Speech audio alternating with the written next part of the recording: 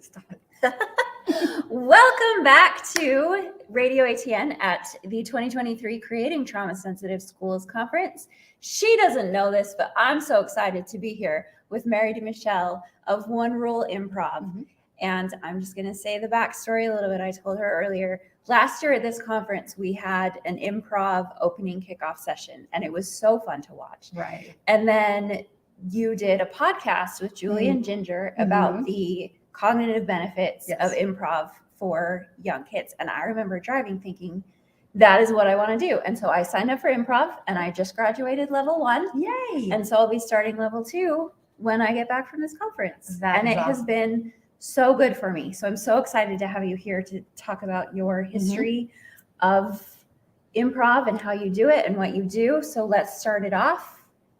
Is improv for everyone? It is absolutely for everyone. And let's just deal with the elephant always in the room. Whose line is it anyway, right? Yeah. Amazing. Been on the TV for decades worldwide, and it's been the best thing and the worst thing for improv because people have been exposed to it and they love it, but they're scared to death of it because those performers are so amazing. Yeah. But I like to think about like this, Super Bowl, right? Super Bowl Sunday. If you watched the Super Bowl and you saw just how amazing the quarterbacks were, would that mean you would never go out and play catch with your kid? Yeah. Right? Yeah. And that's all it is. So improv is absolutely for everyone. And I mean, my passion has always been because I'm not a natural extrovert. I don't want to be in the middle of a circle. So my heart has always been making it as accessible, immediately accessible for everyone. Okay. So my approach has always been, very trauma informed, to make it, to equip people, to help them learn improv fast, easy, without any fear or anxiety involved, so they can reap the benefits that you've experienced, from doing it. And the benefits are they're amazing. They're neurobiological, they're interpersonal, they're social, emotional, and there's just so many of them. And if I listed them right now, it would sound like snake oil, but you've done it, know it, and it's transformative. It is. It's so fun. And when you're there, to be in a group of people, especially people who want to be there and who are doing this voluntarily, to just go and be silly and trust each other. Right. There's just so many nuances. And so knowing that I'm moving on to the group with a bunch of I made friends. Yeah. Not only do I get to do this fun thing, I made friends. Yeah. So 2 things. I'm going to lose both of them. That's okay. No, 2 things. Darn. How about one thing? Oh, one thing. How about Which one thing? What is your one rule? Oh. Talk about your one rule, and then maybe we'll get back to where you're going. So, I've lost both my things. Okay. We're doing so good. So what I did with improv was I wanted to simplify it down to its absolute power, to one rule. So, I know. So you said about people taking an improv class, they want to be there. Yeah. So my challenge for the last 2 decades is going into schools and conferences with people who don't necessarily want to be there, or they have no idea what's about to happen. They didn't sign up for this, and there they are. So how do I make this relevant for them? How do I get them to experience this is what improv actually is, and this is how you can apply it to your life right now, and these are the transformations that can happen with your partner, with your child, with your coworkers, with your students, your clients. It's that quick. Because I know when I tell my friends that I signed up for improv class, a lot of them say, that sounds like the worst thing you could possibly do with your time. So when you go into that energy, what have you learned to overcome that? What do you use? What's your snake oil, Mary? Oh my goodness. What's my snake oil? Well, if you come tomorrow, you'll experience a lot of it. So excited about it. Good. How y'all doing? Y'all need anything? We are recording live, so we are so good. Yes, ma'am. I appreciate it. Hey. I try to help them understand why it's relevant and how it's relevant. And I have a lot of, my background is as an educator. And then, oh God, it's amazing. It's like 20 years ago, I worked with 2 consulting firms, one with instructional design and one with brain compatible facilitation and teaching skills. So I bring that all into my sessions to try and create the most trauma informed experience for everyone. So whether they're introverted or extroverted, whether they suffer from social anxiety or, not, that everyone feels comfortable engaging. And I love that I can bring that all together to basically create the experience. So they do come in to it. And sometimes you mention improv, sometimes you go through a side door and they're doing it before they even understand. Because unfortunately, you're right, there's such a fear and they just don't, they think it's a performing art, and it absolutely is. It's an absolute performing art. But for the last few decades, it's been applied. It's been applied in business and education and healthcare and law schools and business schools all over the world, globally. And the Far East is really grabbing onto it as well, because they know the power behind it, the power to be able to be flexible, tolerate uncertainty. And fail. With such low stakes. Right. So resiliency. Okay. There's different schools. Well, most people, I don't talk about failure. A lot of people talk about there's no failure in improv. And that's true. I just don't talk about it. Yeah. There's no failure. Or they say, we're going to celebrate our failure. Yay, I failed. And if improv is a hard sell to people, try celebrating your failure to law schools and medical schools and business schools. Right. So it's a game. It's pushing forward. It's not about failure. It's about, are you following the rule? Are you doing it appropriately? And if you're not, well, remind yourself to do it appropriately. Okay. But it's never about failure. But what's really cool is, and Tina Fey had a quote, you have to experience failure to know you can overcome it. Right. And we live in a society right now, especially for students, for kids, for everyone, where there's no resiliency, right? We need more resiliency. We need rigor. We need this. We have mental health, blah, blah. And yet we live in a society where failure is not allowed. No one can feel bad. No one can be, uncomfortable in any situation.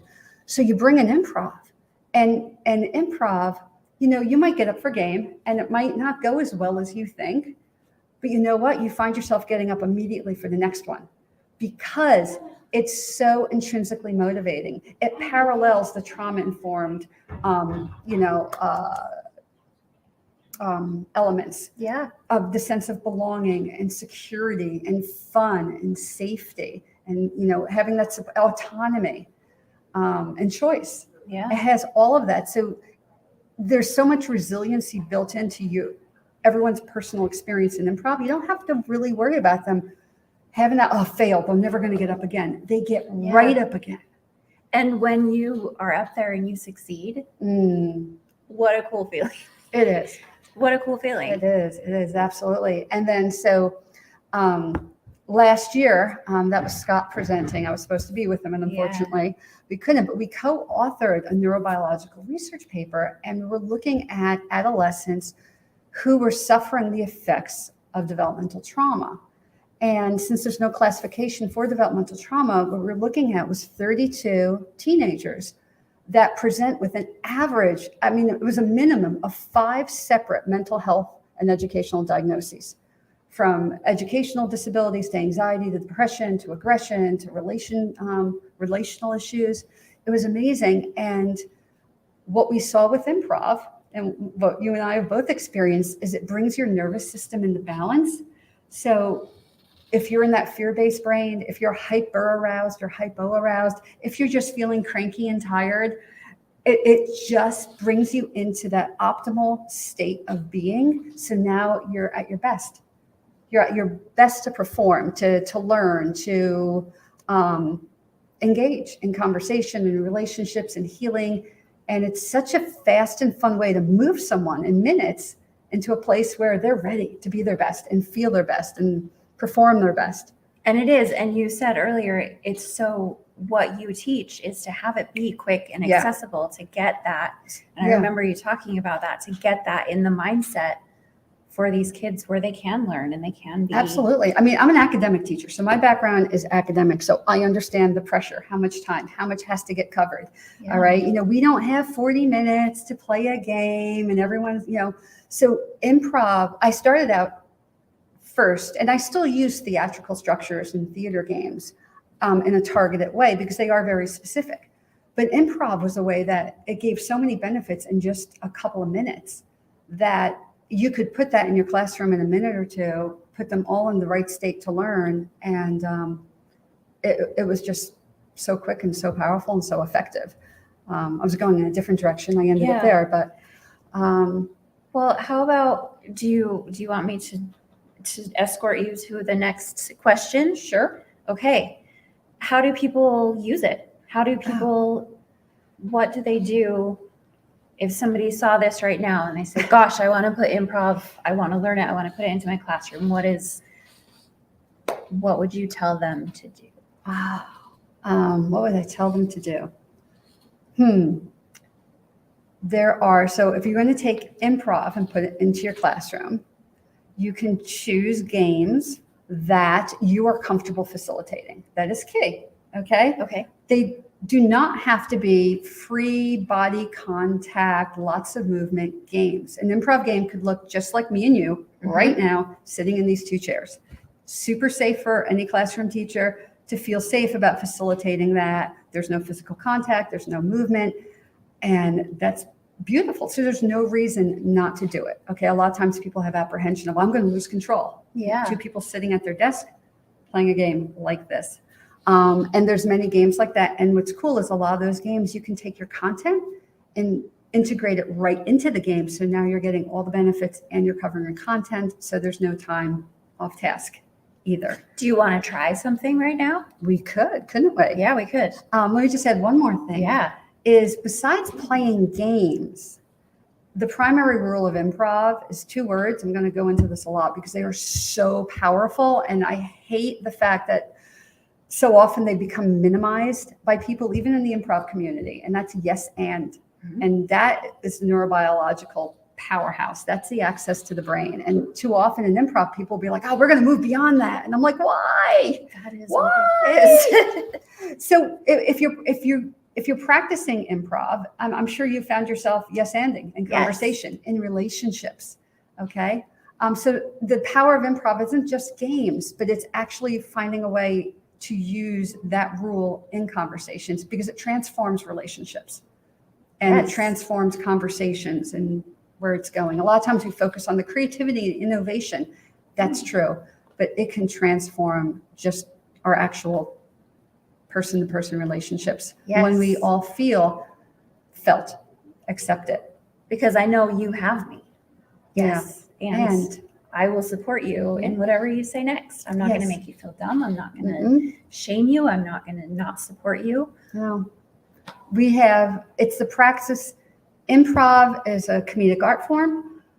However, the process behind it is simply the reciprocal practice of unconditional acceptance. Yes. That is it. And that's where all the benefits come from and the power comes from. And the humor will come from that. And you'll get laughs, but the laughs isn't at her expense or my expense or the audience's. The laughs are from our shared experience. And even if there is an audience, it's from their shared experience with us. Because in improv, the audience is part of every game. They're not sitting there as a Viola Spolin, grandmother of improv, said, as judgmental peers. The audience is part of every game. So, but yeah, you want to play a game, don't you? Let's do it. All Let's do right. it. Okay. Okay. What are we going to do? What are we going to do? We can do a yes and game. We can do a 1 word at a time game. Oh, I do like 1 word at a time, like 1 word. So we could do about the conference. Sure. We could do that. Okay. Ooh, this is exciting. So we're going to do like an encyclopedia entry about the ATN conference going on right now. Okay. And you can start with the conference name. We can just use that as 1 word. Yes. Okay. And we'll go from there. Here we go. Creating Trauma-Sensitive Schools Conference Is happening right now. And We are really excited for everyone to connect and share the pretzels. I got to tell you, Mary, the pretzels. We were talking about the pretzels earlier, and I've been looking forward to the pretzels for a year. Okay. They're good here, huh? They're so good. They'll be at the break tomorrow. So I guess we can do that. We can do that. And I just see I didn't fail, but it just took me somewhere else. And now we connected over pretzels. Yeah. And yeah, Mary, great. this has been great. Thank you so Thanks. much for talking to me. Your session is tomorrow. Tomorrow, right after lunch. Okay.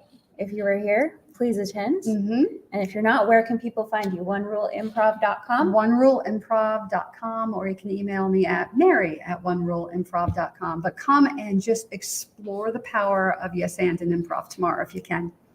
So thankful to have you here. So great to meet you. Yay, thank you. Thank you.